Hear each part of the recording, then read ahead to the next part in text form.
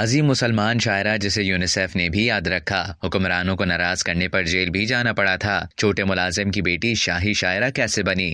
Azerbaijan के शहर में एक और गैर मामूली खातून शायरा महस्ती की पैदाइश हुई। सल्जूक बादशाहों की वसी सल्तनत जो कि 1037 से 1194 तक कायम रही, उसमें ये शहर फारसी फनून और अदब के कई बड़े मराकज में से एक था। महस्ती के वालिद दरबार में एक छोटे अहलकार थे जिन्होंने अपनी बेटी को आला तालीम दिलवाई थी और वो 19 साल की उम्र में जबरदस्त मौसीकार बन चुकी थी और उन्हें अदब पर भी दस्तरस्त हासिल थी। मौसीकी में वो लूट और हार्प की माहिर थी। महस्ती ने गंज के एक आलिम के बेटे अमीर ताज अहमद उद्दीन से शादी की और कहा जाता है कि वो भी शायर थे। महस्ती सल्जूक दरबार के साथ साथ आम लोगों में भी इंतहाई मकबूल थीं। उन्हें सुल्तान संजार के दरबार में शाही शायरा का दर्जा हासिल था, जिनका दौर 1157 में खत्म हुआ था। ताहम 2 बार उन्हें बज़ाहिर हुक्मरानों को नाराज करने की वजह से जेल भी जाना पड़ा था। कहा जाता है कि महस्ती ने शायरी में अपने दिल की सुनी और किसी की परवाह नहीं की। महस्ती की शायरी में तंज और मिजाज के साथ साथ लज्जत पसंदी का पहलू है। यही उनकी शोहरत का बाइस बने। गंज शहर में आज भी अजीम शायरा महस्ती की याद में इमारतें बनी हुई हैं। यूनिसेफ उनकी याद में 900 साल तकरीबात भी मना चुकी है।